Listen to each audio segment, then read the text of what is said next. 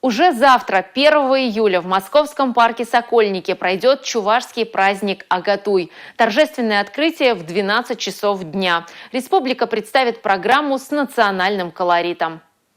Весь день на площадке будут выступать творческие коллективы, как профессиональные, так и из округов Чувашии.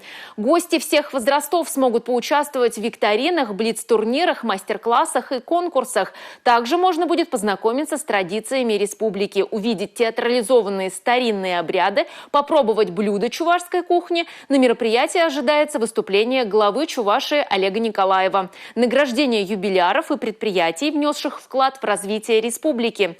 Трансляцию масштабного праздника можно будет посмотреть в эфире национального телевидения Чувашии с 11 и до 15 часов дня, прямое включение с открытия мероприятия, с 18:00 до 22 часов яркая концертная программа.